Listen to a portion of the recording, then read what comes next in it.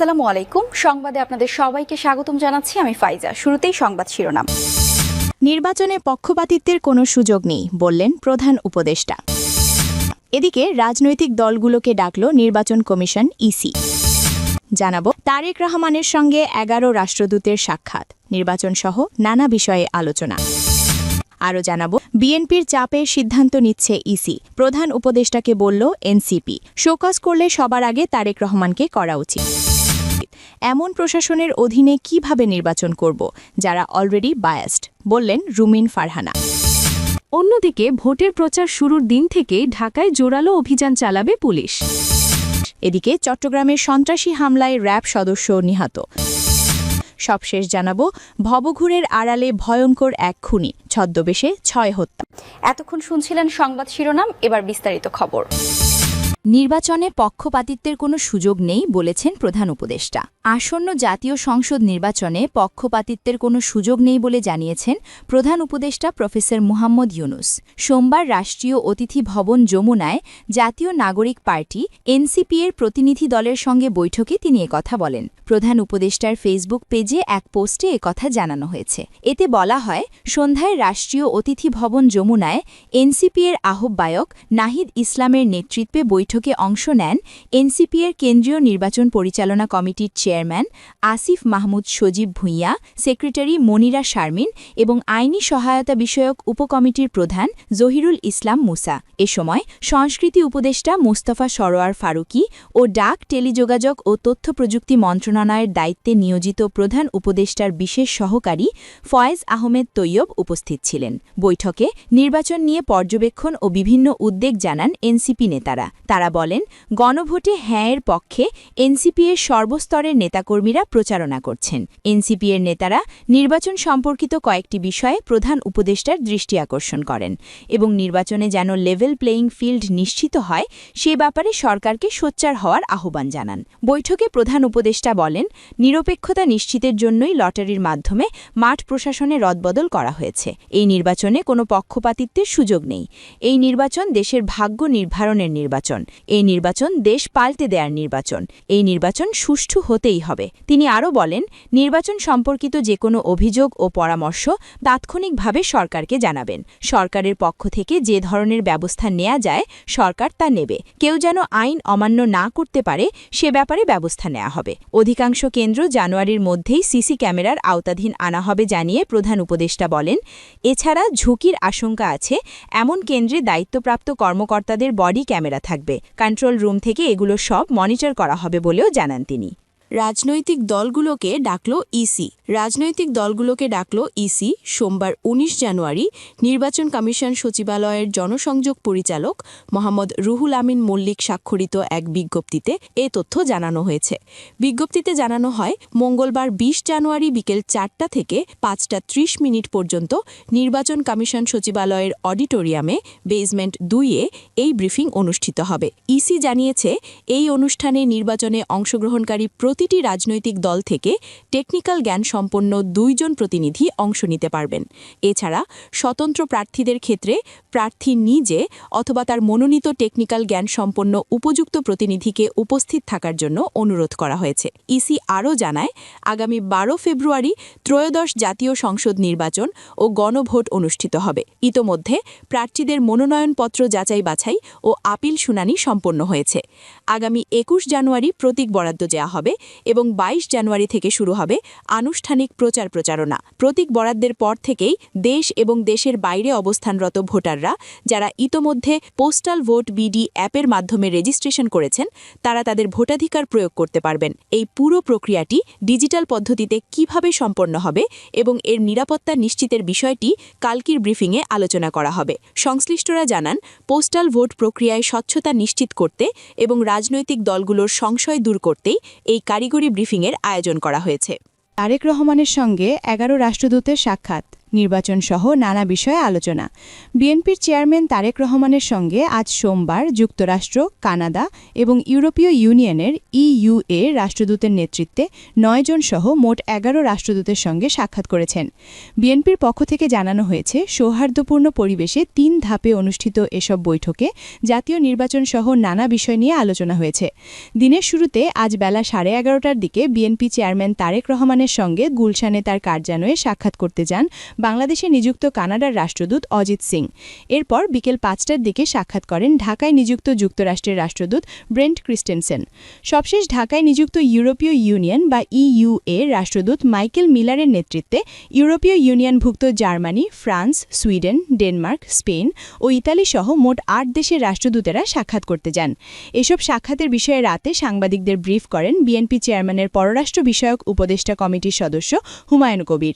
বৈঠকগুলোকে ফলপ্রসূ ও ইতিবাচক উল্লেখ করে হুমায়ুন কবির বলেন, আলোচনায় জাতীয় সংসদ নির্বাচনকে সামনে রেখে বাংলাদেশের পরিবেশ নিয়ে সন্তোষ প্রকাশ করেন রাষ্ট্রদূতেরা নির্বাচনের বিষয়ে উৎসাহী এবং বাংলাদেশ যে গণতন্ত্রের দিকে যাচ্ছে তা নিয়ে সন্তোষ প্রকাশ করেছেন।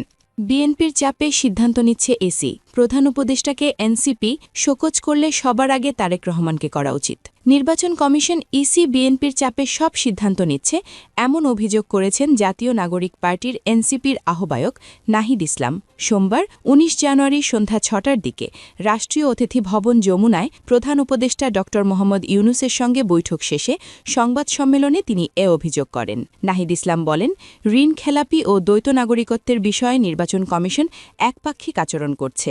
বিএনপির চাপে পড়ে ইসি আইনি অবস্থান থেকে সরে আসছে এবং সংস্কারের বিরুদ্ধে কাজ করছে। তার অভিযোগ, বিএনপির চাপেই ঋণ খেলাপি ও দ্বৈত নাগরিকদের নির্বাচনে অংশ নেয়ার সুযোগ দেয়া হচ্ছে। পাশাপাশি ইসি সংস্কার ও গণভোটের বিপক্ষে অবস্থান নিয়েছে। এনসিপি আহ্বায়ক বলেন, ইলেকশন কমিশন যদি সবার আস্থা অর্জন করতে না পারে তাহলে সুষ্ঠু নির্বাচন কিভাবে প্রত্যাশা করব?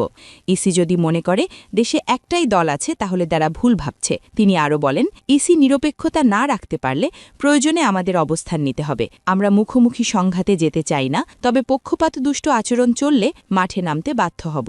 নির্বাচনী আচরণবিধি ভঙ্গের অভিযোগে কারণ দর্শাতে হলে সবার আগেটা বিএনপির চেয়ারম্যান তারেক রহমানকে করা উচিত বলে দাবি করেছেন জাতীয় নাগরিক পার্টির এনসিপির আহ্বায়ক নাহিদ ইসলাম এবং মুখপাত্র আসিফ মাহমুদ সজীব ভুইয়া।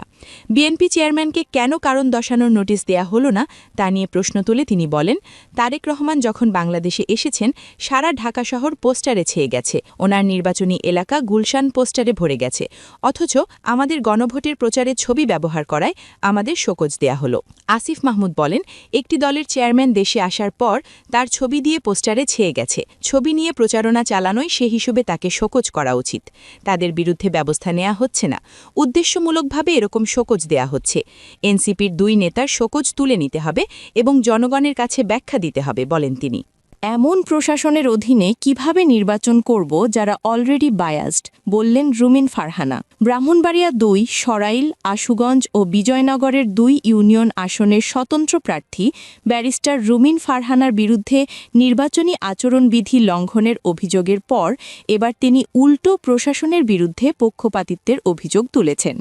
একই সঙ্গে নির্বাচনের লেভেল প্লেয়িং ফিল্ড না থাকার কথাও বলেন তিনি। সোমবার ১৯ জানুয়ারি বিকেলে ব্রাহ্মণবাড়িয়া প্রেস ক্লাব মিলনায়তনে সাংবাদিকদের সঙ্গে মতবিনিময়কালে রুমিন ফারহানা বলেন, আমি কাউকে বৃদ্ধাঙ্গুলি দেখাইনি। আশুগঞ্জ বিএনপির সাধারণ সম্পাদকের দেখানো বৃদ্ধাঙ্গুলির বিষয়ে কথা বলতে গিয়ে এমন ভঙ্গি দেখিয়েছি।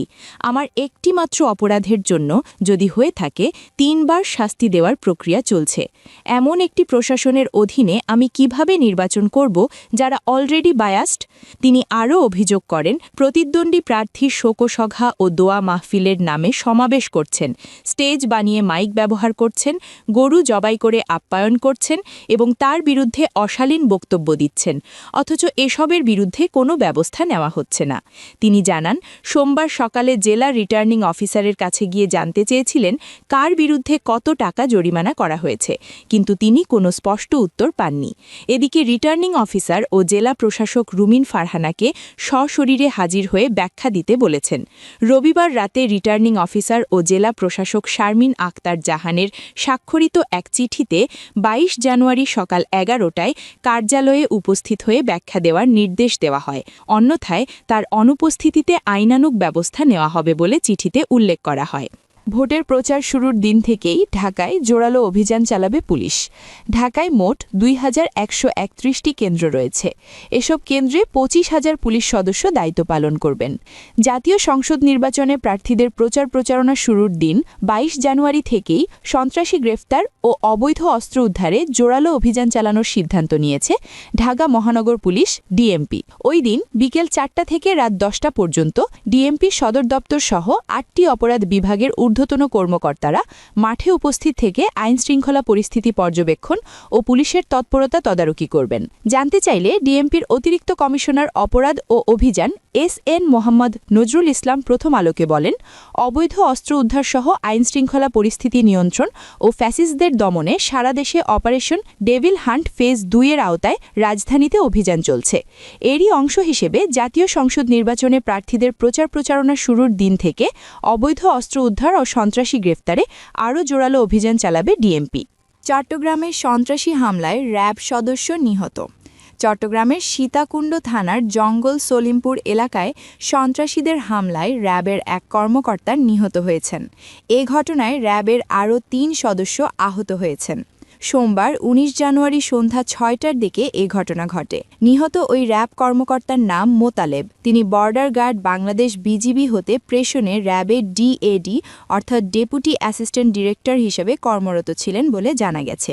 র্যাব ৭-এর সিনিয়র সহকারী পরিচালক গণমাধ্যম ARM মোজাফফর হোসেন কালের কণ্ঠকে বিষয়টি নিশ্চিত করে বলেন, সোমবার সন্ধ্যা ৬টার দিকে র্যাব ৭ চট্টগ্রামের একটি আভিযানিক দল চট্টগ্রাম জেলার সীতাকুণ্ড থানার জঙ্গল সলিমপুর এলাকায় অভিযান পরিচালনা করতে যায়। সে সময় স্থানীয় সন্ত্রাসীরা র্যাবের উপর হামলা করে।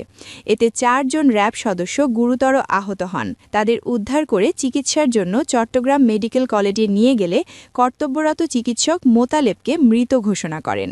অন্য ৩ জন হাসপাতালে চিকিৎসাধীন রয়েছেন। ময়নাতদন্ত শেষে বিস্তারিত জানানো হবে।